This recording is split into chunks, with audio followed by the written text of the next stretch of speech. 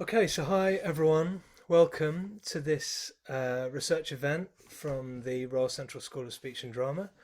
My name's Tom Cornford and I look after these events at Central, and it's a real pleasure to be here with a panel of people who are all contributors to Caridad Svich's book Toward a Future Theatre, which I have right here, Conversations During a Pandemic, which is published by Methuen. There's a discount code, before I forget, which I will stick in the chat. So um, you can get it. There are slightly different codes for people around the world. If you want to get 30% off, you can get that from the chat.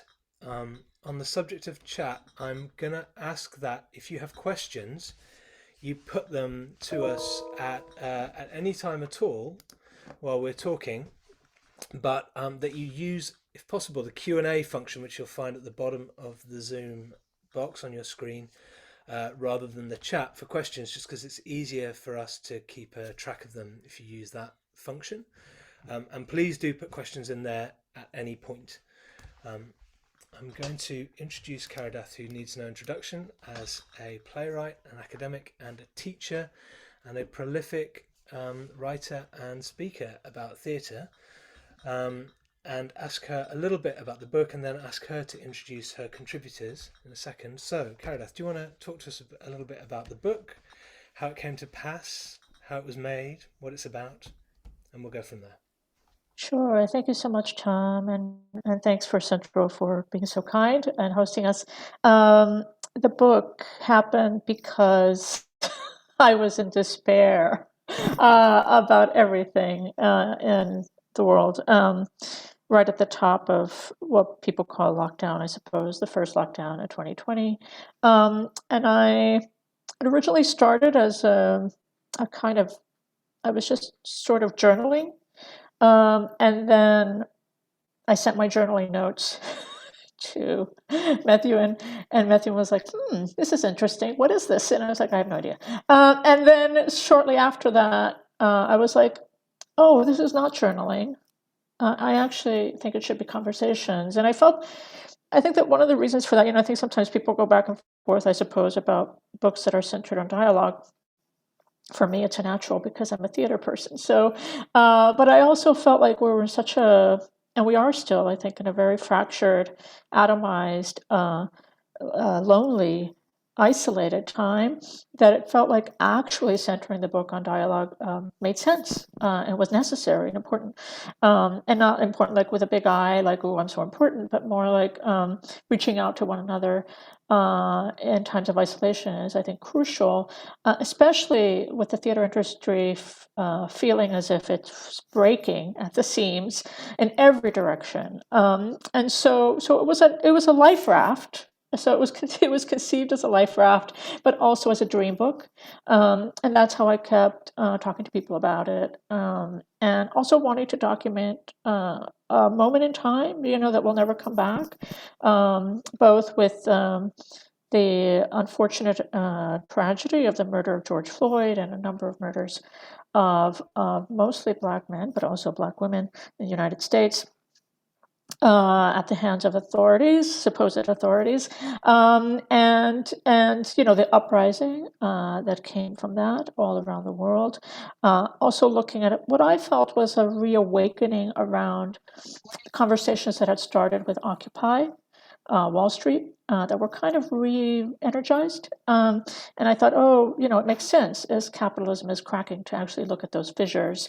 And also, thinking about the industry, that we're in, which is a microculture that, sadly, I think sometimes exposes all of the tensions in culture are exposed in our kind of microculture of theater, and looking at how it was trying to refine itself. And I thought, well, maybe in this dream book of sorts, some, I'll use the word lessons for now, but lessons, thoughts, musings, wonderments, ways of thinking about the futurity, not in a Muskian utopian sense, but actually in a much more holistic and sense around collective imagination, that we do have the power to actually change the world if we wanted to. That was sort of the impetus. So that's what made the book happen. and I'm so grateful to more than 50 contributors who said yes to the initial call and took the time to have conversations over email and over Zoom and other media, phone, to make this happen. Some of whom are here today, which is really exhilarating. I will look at the order on my screen. I have no idea if that's the same order that people are seeing it from.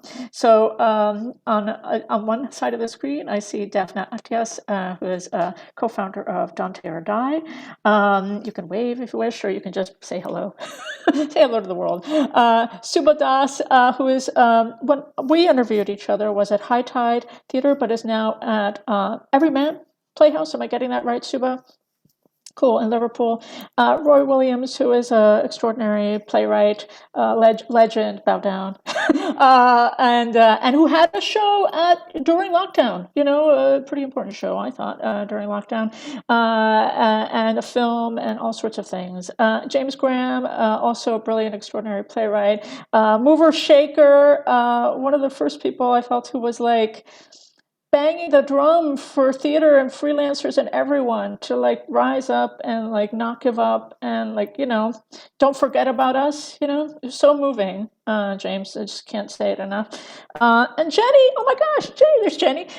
Jennifer Jackson, a wonderful sort of theater maker, movement director, rabble rouser, provocateur, all good things in the world. Yeah, those are our people. I will hand it over to Tom because he knows all good things.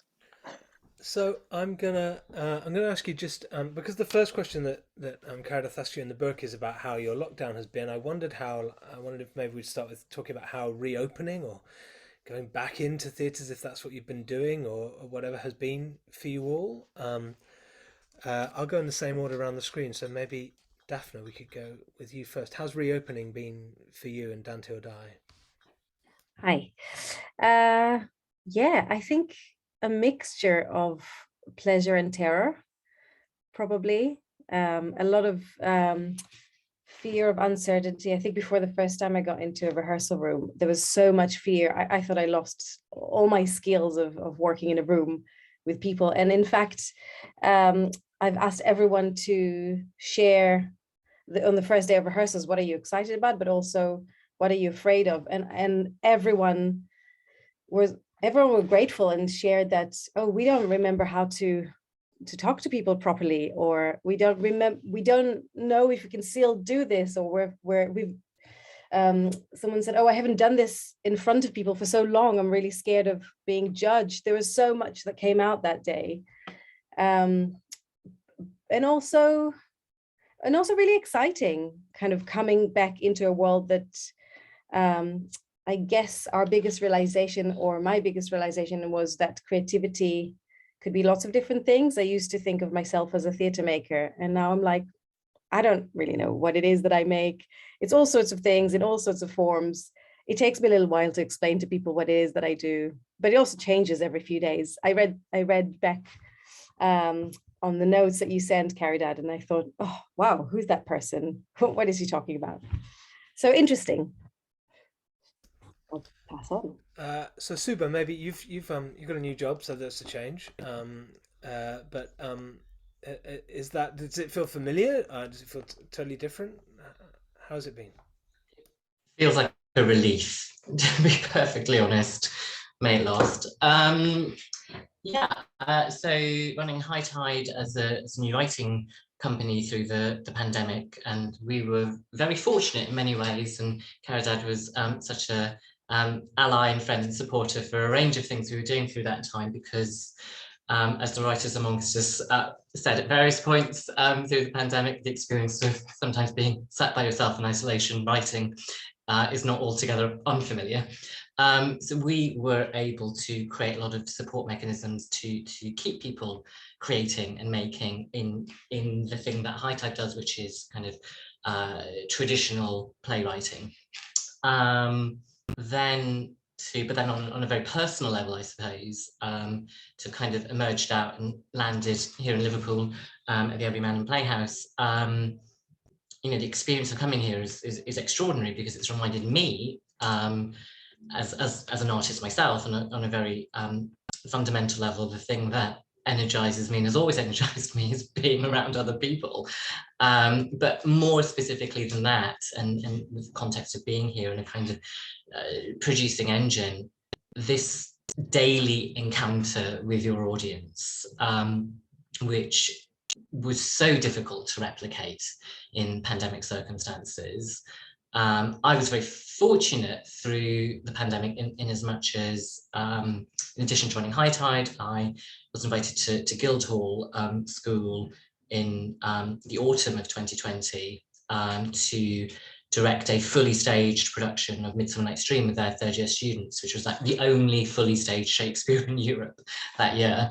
4 camera for 6 cameras, but as live. So the weirdest sensation of 5 performances with no audience, but running with that. So, you know, getting to travel to a rehearsal room every day still, and going through that process and collaborating in that way, but still not having that.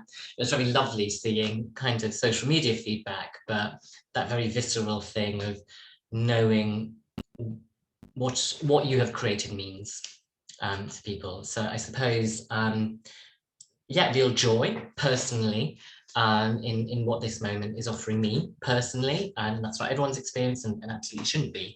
And of course, other terrors coming down the line, because Lord knows every venue that had to go through the horror show of Christmas last year, and the mitigations of the cancellations, and how on earth you keep a show on the road, and the exhaustion of that, and actually being at a point where our government certainly would like you to believe the pandemic is over, and thinking about what is coming down the line now, because yeah, keeping work on safely is a daily conversation. That's where we're at. Thank you, that's great.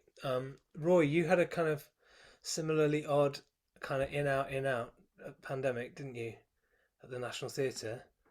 How's it been since then?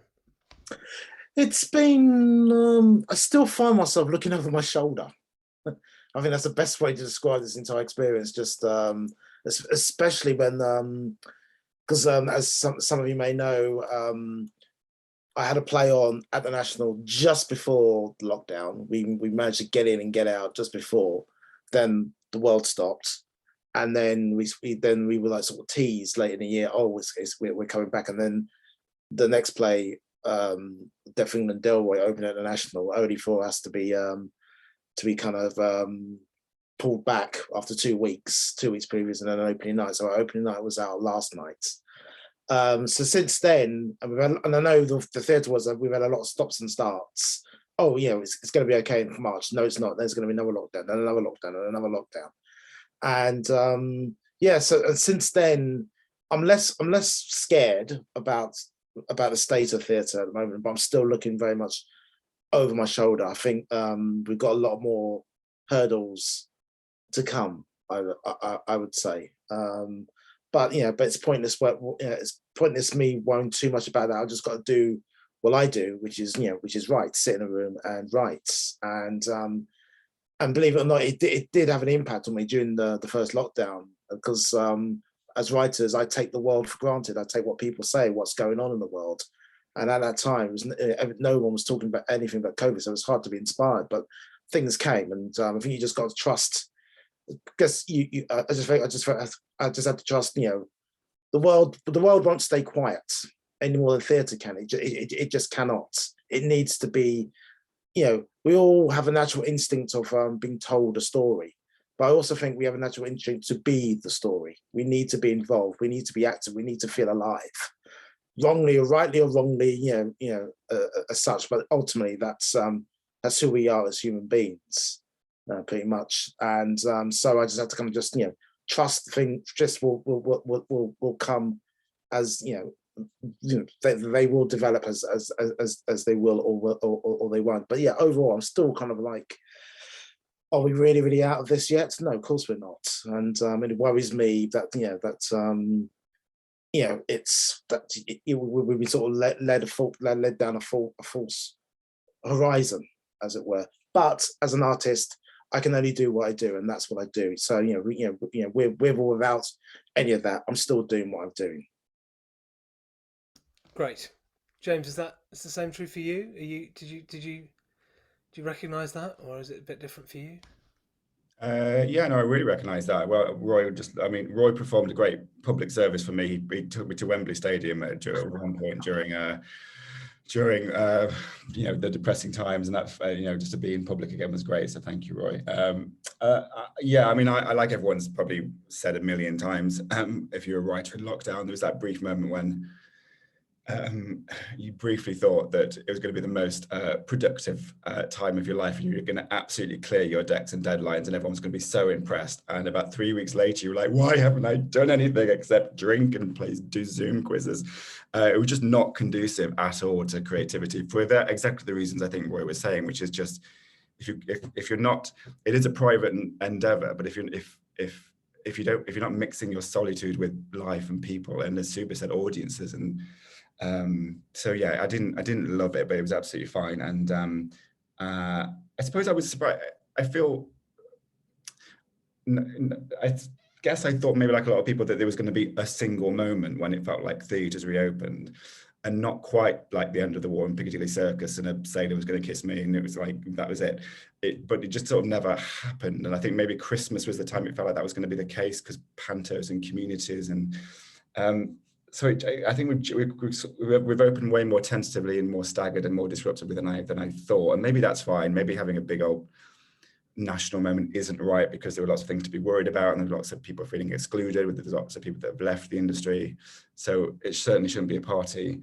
I was really lucky. I had a play at the Young Vic over Christmas, but again, that felt so like Daphne said, it felt so frightening every single day. You just didn't know when you were going to close, and we did close. We closed for like 3 weeks and kept losing people, changing roles. I've never had to rewrite things based on who was available that night, and that's kind of fun in life. But it's not perfect. And then I guess looking forward, you just feel a great sense of excitement and possibility to be back in buildings and in companies and with audiences. But we all know the things that we've lost from this in terms of people in the industry, and the amount of debt companies and theatres have had to leverage, and how that's going to affect programming, and how that's going to affect what voices are trusted and what risks are taken. So all that sense of despair. But right now, today, I'm in Liverpool. If I shout, you can probably hear me. I'm at the Holiday Inn. Where are you?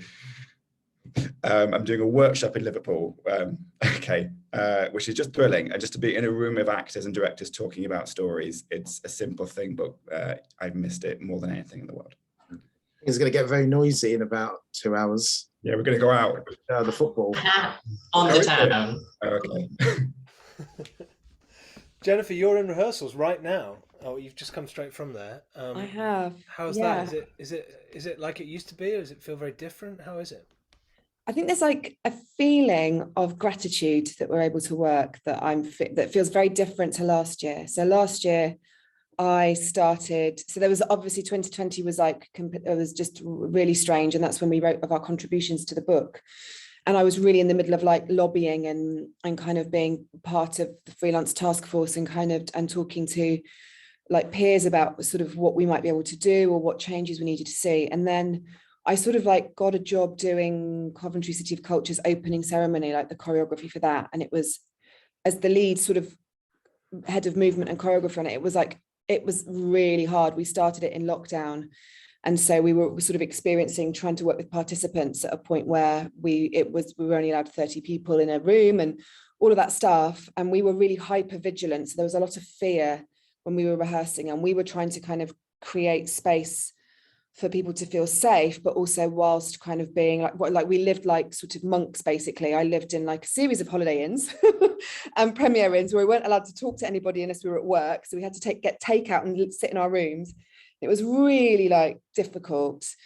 But then by the time we opened that, there was like a feeling that we might be okay, like things are going to start to open up. And then of course it was that kind of summer of in and out of like lockdowns. And I was really lucky in that I'd had a commission for my first sort of solo piece, which I sort of was commissioned by Home in Manchester, and then I took to Battersea Arts Centre. And so that summer, all the way through to sort of October, I was making that show, and as it was a solo show, but with an additional sort of dancer, like I cheated, had a dancer come in and work with me for the last sort of 10 minutes of the show. I was able to kind of make during that process, and I felt very lucky that my room was quite small, and nobody got ill, and we didn't have to cancel any shows either at sort of home or at Battersea Arts Centre. But then sort of after that, I went straight into like a Christmas show, and that's when all hell broke loose because everybody was getting ill. Things were shutting down. We had to bring swings in. There was like conversations about whether we could afford a swing to come in, and you know, you're making work with half the team there, and that felt really tricky. And everyone was like on the edge of like, should I go and see my parents this weekend? Should I get the train? Should I do, you know, all of that stuff was very present. And I think that carried on all the way through to sort of, this is the first room. I'm doing something at the Hampstead. I'm doing the Breach at the Hampstead, and I'm doing, I've forgotten it. It's Britannicus. That's what I was doing today, Britannicus at the Lyric. And those two rehearsal rooms have felt very different. They felt like there's a sense of, like we're just really grateful to be able to be in a space together again, and we're being very careful as ever, but there's a feeling of like wanting assembly and wanting to be connected and feeling the kind of the joy of being together and telling a story together, that has felt like that has been missing for a little while, and I'm just aware that we are feeling very lucky that we're able to work because the industry feels like it's in such flux. So yeah, I'm feeling very grateful that I'm in a room where finally we're feeling like that playfulness is like back on the table, because there's a slight feeling of safety that hasn't been there for a long time. Yeah, it was quite a long-winded. Oh, that was fascinating. It's really, really interesting to hear from all of you about the long journey it's been since you spoke to Caridad. Caridad, you had questions about people's hopes and dreams. Maybe you want to come in with that. Yeah, I do have. I always have questions about hopes and dreams, chiefly because I think that I think there was some. You know, obviously there's the immediate despair, startlement, unexpectedness. Although if you've been following some of the news, maybe it wasn't so entirely unexpected in terms of what happened in 2020, but certainly the scale of it. Then there's kind of like 2021, and you know, the book was built during July and December of 2020, but I was in editing mode during top of 21, and so I would say that 2021, you know, to echo some of our comments here from our colleagues, is a time of like regrouping and like what are we doing, but also like exploring. I agree with Daphne. I'm like, what new platforms are possible, and how are we going to, you know, like corresponding with audiences in different ways. And I think thinking about I think the audience is always our collaborator, but I think maybe I've been feeling much more intentionality around that since 2020. Like a real, I think the question of why we're doing theater, why theater of all the things could be doing, and I think that question is urgent in terms of, because I think that sometimes it gets taken for granted. Oh yeah, I do theater, and we do it like this, blah blah blah blah blah, and it's actually, wait a minute, I do theater, but okay, if I don't have the usual tools supposedly to do it, how do I do it? And I think that's when things become exciting. So it does lead me to think about hopes and dreams.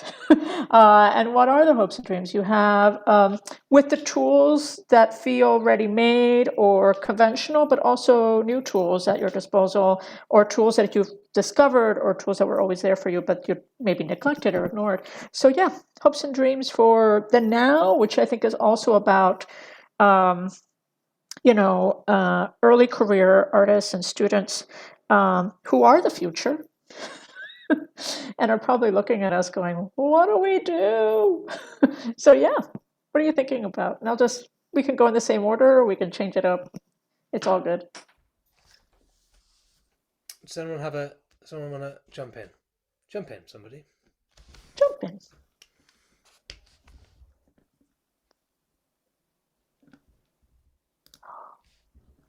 I'm just going to. Roy is because speaking, otherwise- but we can't hear Roy. Oh, there we are. Yeah, so Oh no.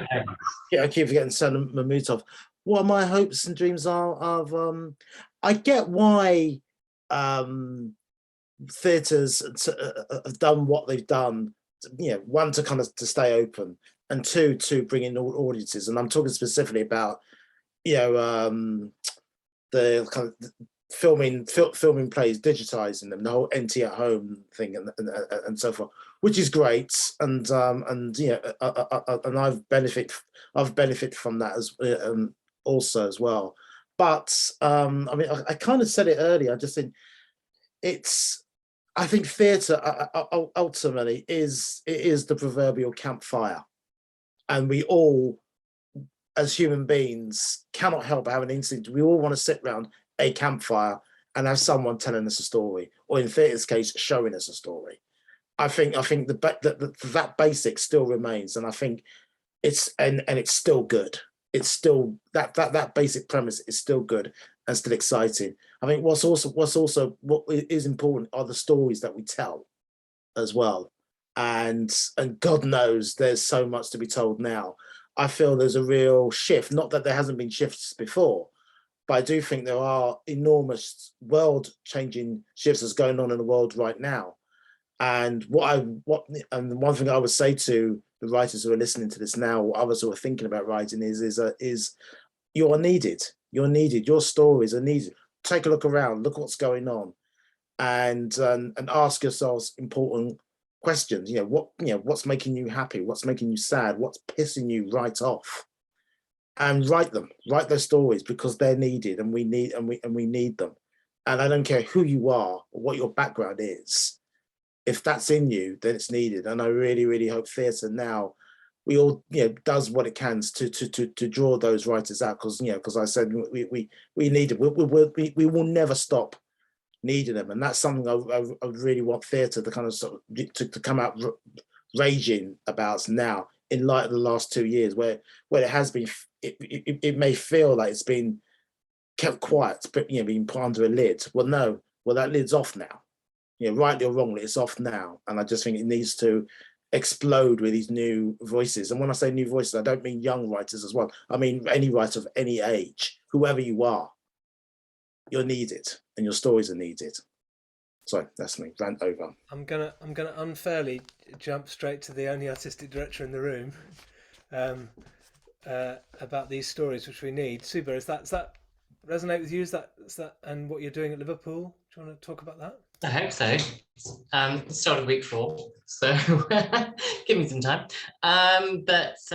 Yeah, I mean, that's kind of partly why I think they gave me the job. I had sort of one question to answer in my presentation type thing. And I suppose actually more fundamentally, this organisation went on quite an involved process to identify me for the role, arising quite directly from the murder of George Floyd. So, there is quite significant and important structural change afoot in certain organisations, not all.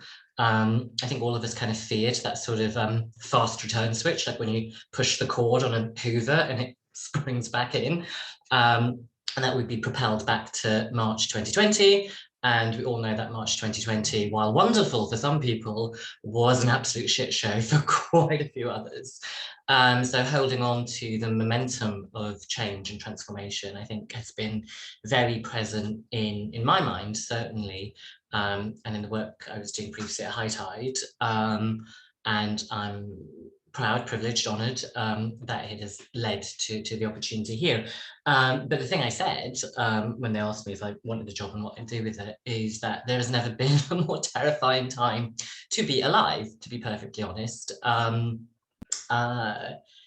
Climate crisis, gender inequality, transphobia, populism, nationalism, and on and on and on. And as far as I can know, because I feel it myself, helplessness in the face of these tectonic structures. And I think, the big thing that a lot of us, certainly here in the UK, keep on saying that, what will it take to create revolution or change? Because it seems that we are accumulating information and evidence on a daily basis of the need for change, and yet change doesn't seem to be happening. And that, to my mind, activates the clearest role for art, certainly, which is we have a duty to enlighten, educate, and to an extent to entertain, because actually in the face of that wealth of trauma, the ability to kind of find some joy and comfort, because actually, and I suppose this is the really fundamental thing, we've all been through the first rolling news pandemic, and part of the condition of being, whether we like it or not, is that we are at every single moment ignoring the pain of somebody else in the world, right? Because I did not need to buy a flat white this morning, or what have you. And we have all, in the structure we've grown up in, made peace with that and kind of been comfortable with that. And the pandemic and that exposure has made it harder to ignore pain. But actually, if we're not going to all go kind of quite mad, we have to find mechanisms to at certain points disengage ourselves from trauma that we can do nothing about, and it is about spheres of influence, etc., etc., etc. So yeah, sorry, that's a long-winded answer, but in terms of commissioning rationale, the writers we're working with, the stories we're going to be telling, I can't tell you any of that right now, but hopefully people will be excited when they see what they are. I mean, one of the things that I take very seriously is that I arrive here at an organisation that, very much by its own mission, has not produced the work of a non-white writer for over 20 years. And there's a very clear open goal to hit there.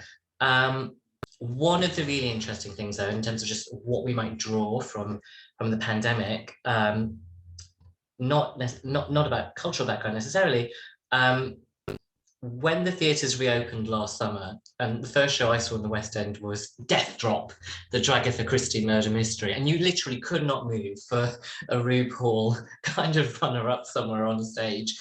And actually looking at some of the work that organisations did come back with, and yes, there were some very traditional choices, some very safe choices, but I am most inspired by what feels like a growing understanding that more diverse and unexpected forms of storytelling are lucrative, actually. That sounds highly capitalist, but actually maybe popular is a better word than lucrative. And I think just holding on to that, and I'm regularly curious about the fact that actually the commercial sector in this country employs much more of our Black talent than the subsidised sector. That's just a fact. All of these things feel very interesting. And I find myself in rooms and in conversations where commissioning and making work of that nature, presenting work from drawing from those backgrounds, is feeling more and more possible. So that's kind of part of hopes for the future. And I'd be interested to hear from Jennifer and Daphne, actually, because you're working in slightly more experimental, less kind of conventional forms. Does there?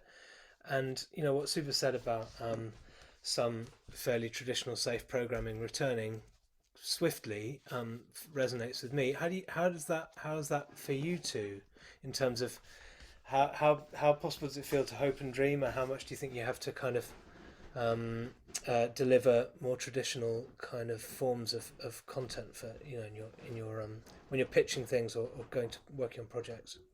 Either of you. Daphne, go ahead. I never feel like I need to deliver traditional forms. That's just not what I do. I leave that to other people. But now, possibly, yes, it's scary that it feels like, I guess, money is scary. How much money is out there is scary to make that kind of work. But just picking up on what you both said, I'm really intrigued to see who will tell those stories and what they will be. But I'm also really intrigued to see how they will be told and where they will be told. That's kind of my bag. And I think for newcomers into kind of making theatre, that they're coming in.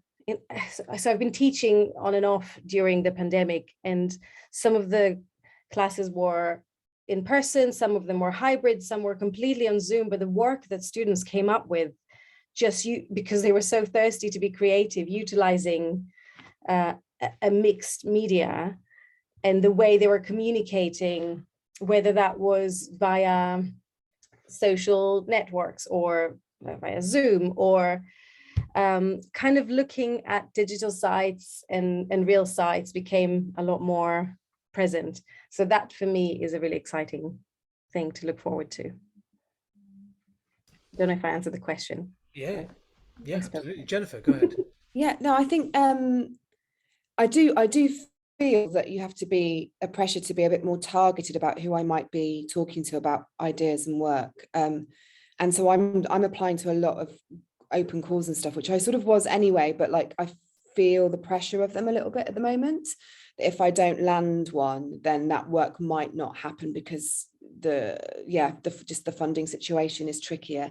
So I'm sort of aware of I'm trying. You're having to kind of negotiate what you think the sort of like British sort of artistic landscape is, and and I'm asking questions about where do I sit in that, and that sort of and then I think that's an interesting question as an artist anyway, but I think like because I'm having to think about it for a financial end, it feels like I'm having to participate in sort of quite a difficult system, which is just, it's just tricky. And so I'm like, my work mostly is around like kind of space and who gets to use it, who gets to occupy it, what are the terms of that contested space and all that sort of stuff, because space is not innate and inert, it's like a container that things happen in, that people use. And so thinking a lot about sort of just even digital space and digital poverty, and how do we increase sort of inclusivity and accessibility, and that feeling like where I really would hope the progress in our industry happens. And for me, that manifests in the way that I'm telling stories around like a Latin American, British like experience. And I sort of mostly write around sort of really watching my mum, who is a woman from the global majority, kind of negotiate a society that I have a bit more free reign in than she does. And they're kind of like that is the thing that I sort of talk about, and sort of post-colonial kind of legacies that I feel that I don't often see very much experiences of Latin American identity in on stages in the UK. So I'm sort of, my dream would be to see more of those stories, but also I'm aware that I'm feeling there's like that talking about post-colonial legacies and things, it feels really dangerous at the moment, the way that sort of like we're feeling the Twitter kind of presence, sort of the whole notion of Arts Council funding being at arm's length and that feeling a little bit precarious.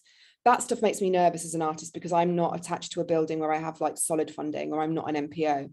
So that I would hope that there's like that our conversations with venues are like, that we're all aware of like this sort of like soup that we're kind of like cooking in at the moment, if that makes sense. And also for me, that sense of like an international connection, like I want to be able to kind of keep making work that I can talk to people in different countries about, that there may still be an opportunity to kind of tour or to create work internationally, so that I don't, that feels important to me. It does feel precarious. For my part, it feels quite precarious in terms of the kind of work that I make, but yeah. Caridad, do you want to pick up? Yeah, sure. I mean, I would say that precarity is very much on my mind. I think as a fellow freelancer, Jennifer, this resonates, and it's also, I think that because the whole, it's fascinating. I think that the industry, I've seen so many people are in debt right now. So usually in debt, so if you're a freelancer, your debt is your best friend, right? And you're like, well, who do I borrow from to make this thing happen, right? And then I see, of course, a lot of building-based organizations that are also like going through like massive debt, right? And they're literally bleeding money for the last 2 years, and not figuring, and sometimes, people's jobs sort of completely being eliminated, and wondering, there was a comment earlier, as we were speaking this evening for you, afternoon for me, which is to do with attrition in the field, right? So many people have just literally either they've been fired, furloughed, never come back, that job has never reappeared again, or literally they've left, right? Like I'm out of here, I'm done. Because there's actually no structure to sort of support, right? And it feels like there is no social safety net within the theater industry to even deal with that. And so I feel this incredible amount of loss, not just the loss of the millions of people that have died during the pandemic, but also like literally like we're in a field that's walking through loss. And we walk through loss anyway. I was thinking about there's a question that I think you wanted to ask, Tom, about death and theater. And so I guess we'll get to that, but I feel like, theater is essentially always talking about death, right? That is the subject of theater, right? Is like death, hauntedness, ghostness, seeing the audience member that is alive next to the audience member that was there before, that is no longer. That's the history of theater, right? So, but it feels like, at this time and thinking about, yes, the fire will always be lit. Who gets to light the fire? What does that fire look like? The fire can be your home. The fire can be, your backyard. Like, I think that there's something around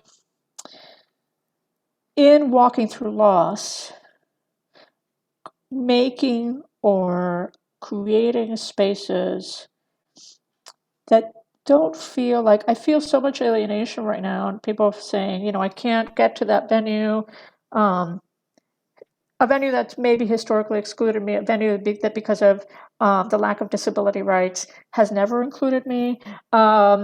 Also, people with chronic illness, like somehow feeling that venue will never welcome them back again. There's this kind of like loss in the air, and there's also it feels like right now inabilities maybe or basically struggling to sort of manage loss, but also, it's a terrible phrase, right? Managing loss, but that tends to happen in our societies. And a lack of care that's sort of attendant to that, right? The sort of the kind of notion of in these beautiful acts of collective imagination that we do in theater, there's also a lot of neglect and abandonment, that's part of those beautiful acts of collective imagination. And so I think this notion of having to renegotiate and truly make space for valuing and placing value upon the work that is made in the backyard as much as the work that happens in the fancy building. That those things are equated, that they actually are in a continuum with each other. So that's something that I'm kind of like grappling with and resonating with. And also thinking about your question, Tom, about death. I haven't written it down as beautifully as you have, so maybe you'll have to articulate it. How are you phrasing death in theater? This is the other side of hopes and dreams, maybe, or not. I have a theory. I've stolen this from somebody else. The Copernican principle says that you're very unlikely to be around either at the very beginning of something or the very end of it. You're usually around in the middle of it. So you could apply that to the theatre, and you could say, okay, the capitalist theatre in the UK has been around since like the 1570s. And I encountered that first in, I don't know, the 1980s, 90s. So that's unlikely to be now is right at the end of it. We're probably in the middle of it still. Right? So the capitalist theatre, basically kind of fencing off spaces, making people pay for tickets and come in and listen to a story or watch a story, is probably not gonna be dying soon. But the kind of post-war subsidised British theatre has been around since the early mid-1960s. We might be pretty near the death of that. I encountered that first in the 90s. So that was 30 years ago. That might be coming to an end. And I suppose there's an optimistic, positive side to that, Caridad, which is that the work that happens in backyards does somehow get elevated to the same level, and we get a much more inclusive kind of theatre, and of course there's a much more negative version of it as well. So I guess and that we get a more commercial theatre, and that's it, and the stuff that the subsidised sector managed to enable just withers, as the government clearly would like it to. So I guess, I mean, I'm interested in what you think the opportunities are for expanding the notion of what we think of as theatre, not just something which happens at 7:30 with people who can afford to go there, but also what the risks are that we lose, you know, in terms of what we lose if that does go. James, you've not spoken for a while. Does that sound ridiculous to someone who actually makes a living there, or what do you think? No, not at all. I mean, I think well, everyone else got to speak about hope, and I'm going to speak about death. But I'm going to try and speak about hope and death. And I think I suppose one of the things I found hopeful about how awful it was to be locked out of art, either making it or as an audience member of it. I felt like there was a real proof of concept of the value of storytelling and of art and of culture. And even though that happened mainly because people were locked out of their jobs and locked in their homes and found a real emotional lifeline in Netflix or in digital theatre or in books again or music, or I feel like when as we all played individual roles in often doing in that those scary months when we're trying to convince the government to give us money, I felt a real sea change in how that argument was being met by people outside of the sector. I'd always really suspected that writing articles or going on a BBC News panel and saying, I think during this terrible time we should raise money for the arts was going to be absolute death, and people would just go, what the fuck are you talking? Sorry, I'm allowed to swear. What the hell are you talking about? And no, this is not the time to be talking about what role or value art has socially or emotionally in the world. And I just found such a warm response to it. People were like, absolutely, of course, I totally get why. Am I still on? I got FaceTimed by my mum. Hi, mum. Sorry. I've lost my train of thought. Yes, essentially what I suppose I've always found or assumed, like probably many of you, that actually the argument for the value of culture in normal people's lives has always been sort of resisted because we can't make it effectively. And I was just delighted by whatever the condition of the pandemic was, made people go, stories, art, music has a value to me, not just in terms of escapism, but in terms of making sense of the world. So in terms of breaking the structure of the 7:30 clock show that you have to go to watch, I just think, well, I'd prefer to hand over to someone like Jennifer, who's been working on the Coventry City of Culture thing. But I remember my experience of that when I spent a year in Hull, which was 4 years previously. Yes, it has a sense that people have to physically leave their homes and go into town, which by definition is an access problem for some people. But it was outside the traditional walls of buildings. It was in squares, and it was in pubs, and it was in bathrooms, and it was in schools. And it started at any time. And it also, art wasn't just something that you saw, art was something that you could make. So every single school child in that city got to make a piece of art and it be put somewhere. And I just think, given that, and I am going to wrap up, given that the thing that we all universally and collectively lacked and yearned for when we were locked in our house was a communal experience, as I think Roy said at the very beginning, which can, to Caridad's passion, that can be something you share digitally live with other people in a different space. But when I think of all the challenges that are coming for town centres and city centres, with supermarkets closing and the public realm decimated during austerity, so no libraries, no post offices, no pubs in places like where I'm from, what is that physical realm that we can rejuvenate by the one thing that Netflix and Amazon can't do, and that's by getting together in a space and having a live, something live shared with you, which is why I found Jennifer so inspiring by both City of Cultures I've experienced. It seemed to open up a town or a city and make people rediscover it anew, and weirdly through art. Jennifer, do you want to jump in? Yeah, I was going to say that we had a little dance with outdoor work in 2020 and 2021 a little bit, and I think it's like we just can't underestimate how amazing it is to experience something together outdoors that the audience don't have to pay for.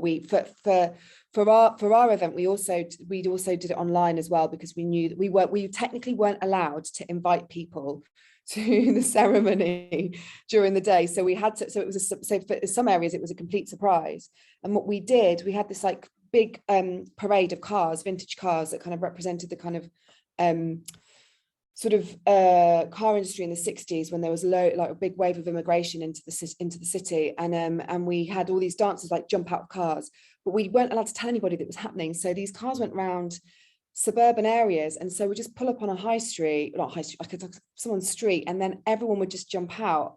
We were only allowed to do 7 minutes, and all of this, we only had 30 people in the parade and stuff. And but it was just kind of extraordinary what happened when people were just coming out with their coffee and like their kids and just being like, what's this? Oh, this is for us. And there was this real moment of like joy in some of those encounters. And so I'm really interested in sort of like those, how we can kind of bring theatre to, or performance and art to people in places where we're not expecting it.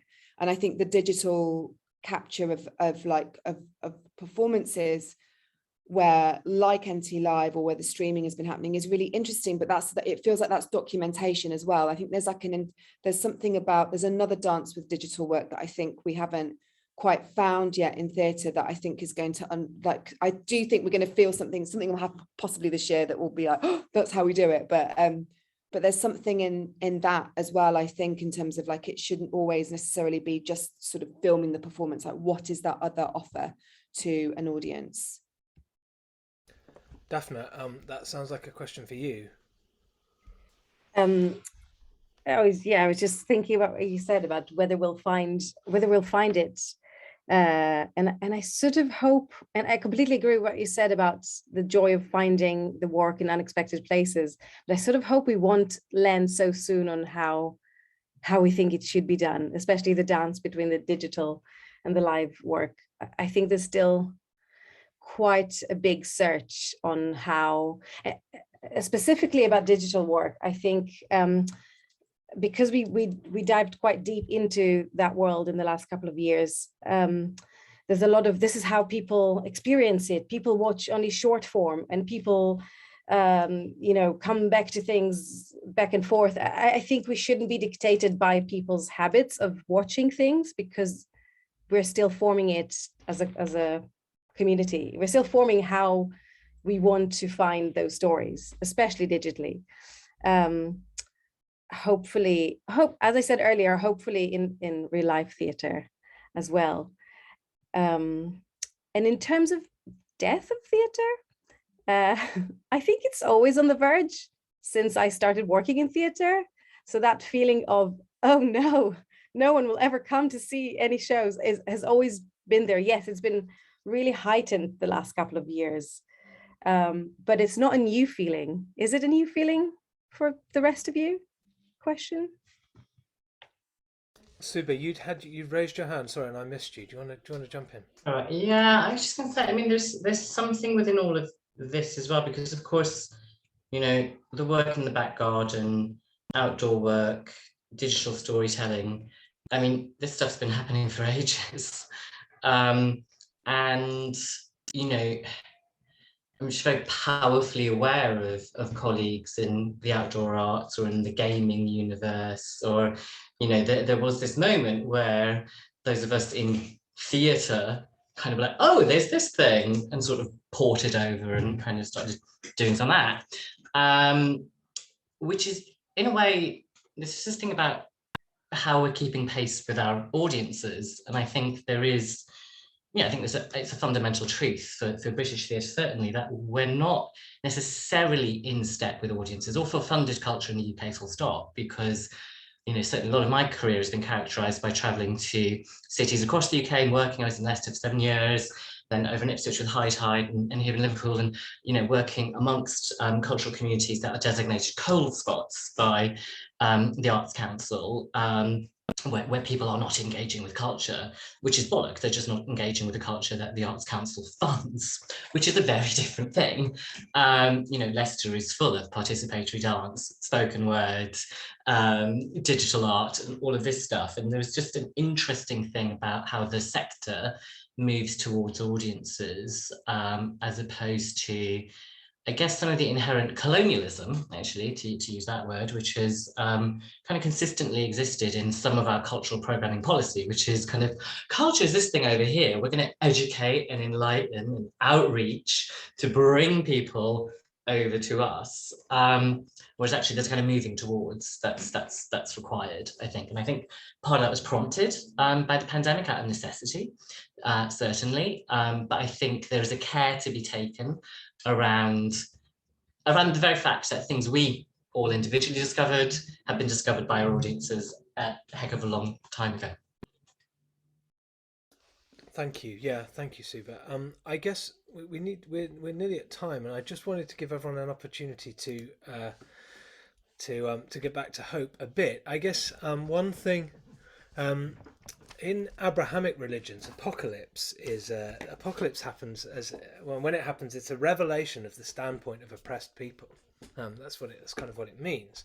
And I wondered, I'm not going to pretend that you're all oppressed people, but I wondered whether what kind of revelation or what kind of really big change in your or maybe not big, maybe small change in the conditions that you work in or the possibilities that you have would really enable you to shift and do the things that you want to do.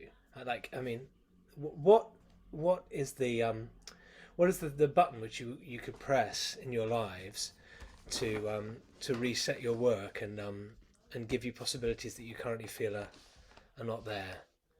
I'm going to go to Caridad first, and then I'm going to go to the rest of you. Oh my. I think for me it has to do with I had a really strange reaction this year in the US, a lot of the reopening conversation was very aggressive. Reopening, we're back, we're back. And I'm like, we've been here. I don't know what you're talking about. And so I think this notion of recognition of like, artists are here, we've been here. The conversation around we're back feels brutal, you know. But the other part of it is that I think that if you're making work that's modular, so you asked what button I would push, and I would say the button I would push is like, I think a lot of the funding structures tend to be still the ones that exist, need to be entirely re-examined, because there's still, a lot of them are still about what is your project and which box does it fit in? And does it fit into this box or that box? Does it look like this or does it look like that? What will it look like at the end of 6 months, etc.? And I'm like, you know what? It could be like an audio piece, but it could also be an installation. But it could also be a coloring book. But it could also, you know what I mean? Like that the piece itself can be mutable. And that actually it may not, it may fit one of those boxes, but it could also fit 5 others. And that you may not know at the outset if that's going to be the case. And so I think that there's just the button I would push is like, maybe there is no box. You're like, what are you making? I'm making an art thing. And it might be in like 5 or 6 different realms, or it might be possible to be interpreted in 5 or 6 different realms. Game on. Please help me and my colleagues to make the art. I promise you it will be beautiful, we hope. You know what I mean? But as opposed to, does it fit here? And I think that the does it fit here problem is a huge conversation in the funding field, because historically it's been predicated in a very colonial way around what are the 5 things. So yes, I would say push the button to open it up. You know, and also to make, you know, I don't know it's the case in the UK, but certainly in the US, individual arts funding, that ability has been continually stripped away. It's venue specific and it's institution specific and not artist centered. Great, thank you, Caridad. Roy, I'm going to come to you next.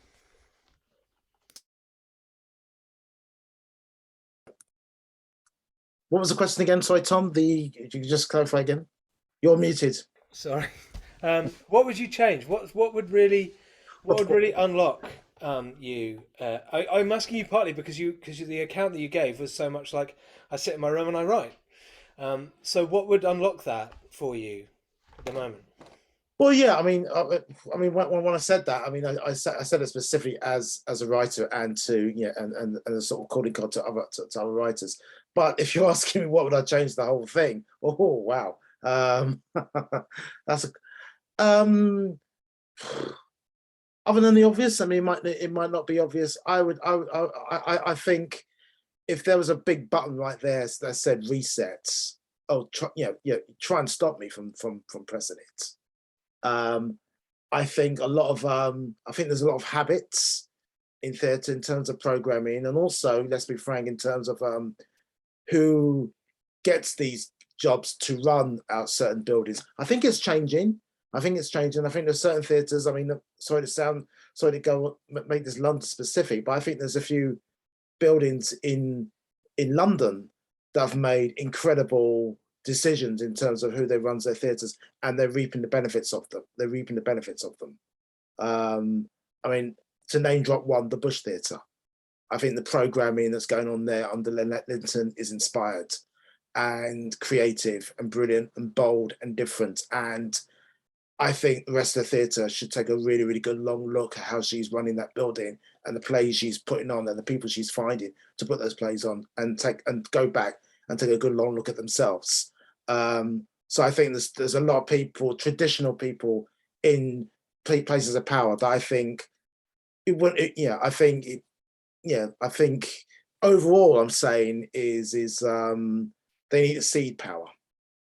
I would say, in order to affect change. I don't think theatre is doing enough of that. I think it needs to, and how they can do it is by kind of like, looking for the new, I wouldn't say young, but but just different people like Lynette, people like Matthew Zia, people like Roy at Royal Exchange, that generation, and their vision and their passion and the whys and the wants of why they program certain things. I think that's really, really potentially inspired, and I think rest of the theatre, what nationwide, can learn a lot from them. Brilliant. Thank you, Roy. James, I'm going to come to you next. Well, I think what Roy says is really true, but I don't know. I totally agree. I mean, I really did think that almost by necessity rather than design, everything that Caridad is speaking about in terms of the traditional structures of how you would normally make a work, in terms of this is how much rehearsal you get, and then this is the week of previews, and this is press night, this is when you have to get your brochure ready, this is when you have to will just naturally free up the way you can present work, who to, where, how long for, and when it's ready. So it'd be great to leave those boxes. And I'm in a very traditional field of probably quite traditional plays, but I in the small amount of breakout work I did in the pandemic, whether it be doing a mainly digital play in the Nottingham Playhouse or other things, I enjoyed the freedom of that process not being its traditional structures.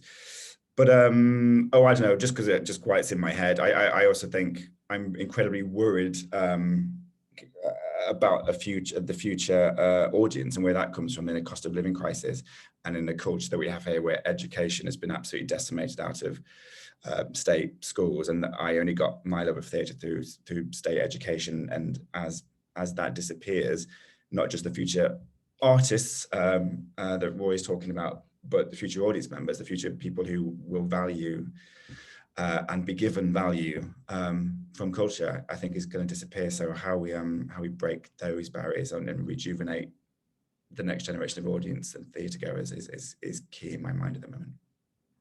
Great, thank you. So you're going to be back on the BBC breakfast sofa, James, before too long. Nobody wants that, but Daphne, next to you. Oh no, I was hoping it won't be me next. I don't have a button that I could press. I don't know if I have. I think what you're all saying is absolutely brilliant. I think if I would press a button, it's one that would shake everything like that, and then it will come out, and I don't know in which order and where things would fall. But it's quite an abstract button rather than a specific one. That's my. That's good. I'm an academic. I deal largely in abstraction. That's good for me. Thank you, Daphne. Jennifer, I'm going to come to you. Hey, I sort of, it's really, really interesting to hear everyone's red buttons. I have a dashboard, I think, of like buttons around.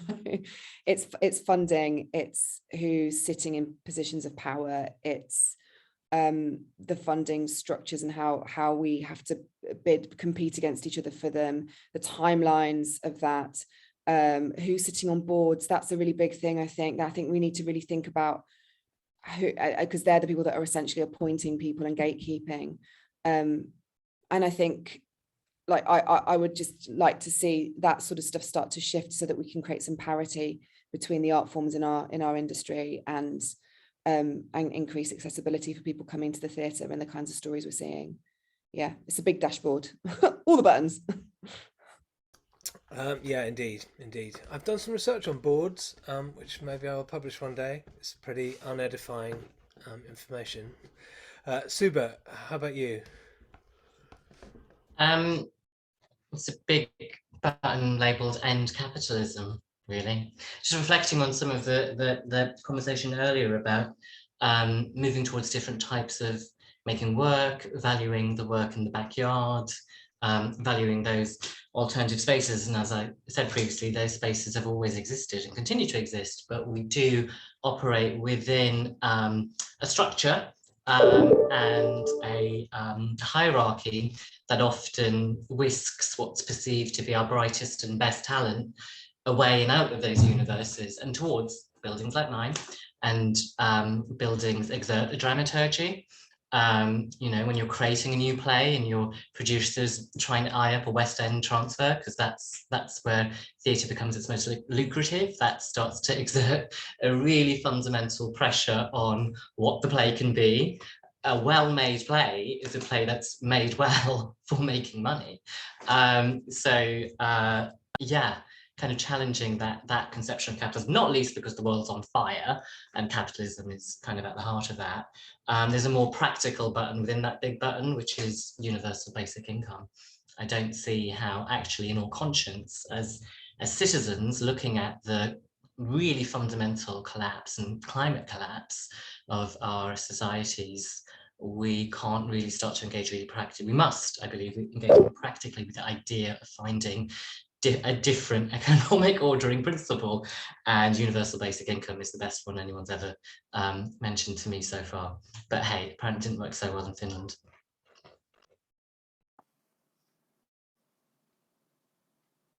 Cool. I think Stunned Tom into silence. Sorry, I couldn't mute myself. I've got too many windows open. Sorry, thank you, Suba. I was going to say that Eve Lee agrees with you. There's a bit in the book where she it's one of the answers to Caridad's question she gives, which is, yeah, universal basic income is the way forward. absolutely. Yeah, indeed. Caridad, there's a question from the audience which I wanted to close with about how the UK compares to world theatre or international theatre, and you're over in the States. I wonder, and of course you spoke to a lot of people who aren't based in the UK for your book. Right. So I wonder, could we close with an international perspective from you? Just from me, Lord have mercy. That feels like such a burden. I'd love to open it up. But, I guess, from my perspective, I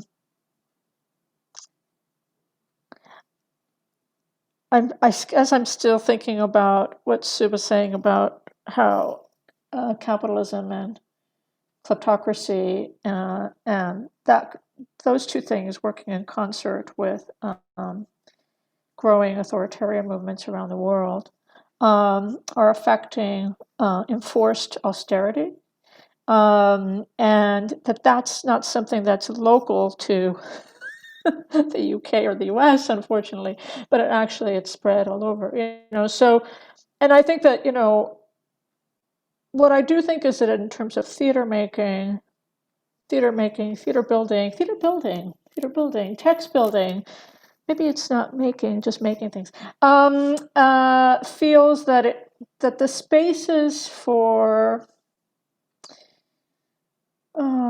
being seen and being valued, and I think that being seen is tricky in the world of the digital age and in social media, because being seen is equated with how many hits and likes you have, or etc. And it's kind of like sometimes that's lovely, but sometimes that's just a false image, yeah.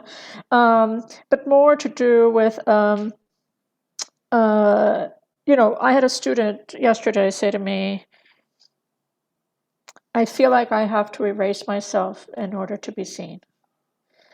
And I was like, this is no, this is tremendously depressing. Like this is what you should not be doing, right? Like what you should be doing is honoring who you are first and figuring out what your center is and putting that forward in the world. So I feel like in terms of thinking globally about theater is thinking more about like whose voices are allowed to travel. How are those routes for travel organized? And I don't mean just routes like in pathways, but I mean like commercial pathways, fiscal pathways. Who has access to some of that? Who doesn't? Who gets? There is kind of like an elite, quote, international touring circuit that only some people have access to and other people don't.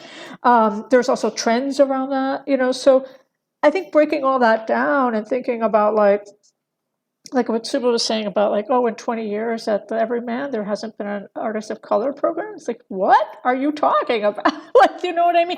That is also true of international touring circuits where it's only like 5 or 6 ensembles or a famous director or that actually are constantly on that circuit, and that circuit is like the same circuit for years, for 10 years or 20.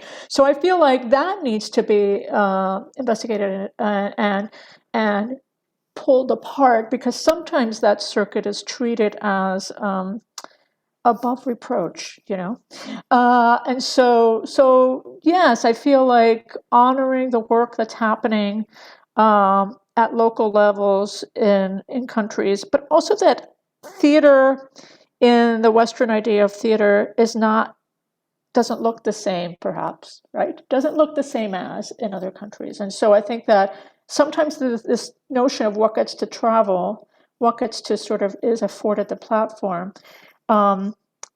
is because it looks more like a US-UK version of theatricality rather than something that feels more from the ground up and that's coming from a different kind of a way of thinking about what theater is. So that's my response to that, but I hope that there are others.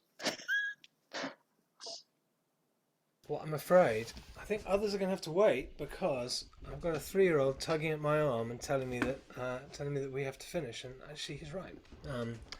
So I'm gonna say thank you very much to everyone for joining us. Thank you to our brilliant panel. I'm seeing people appreciating you all on Twitter and in the chat. So thank you very much for joining us.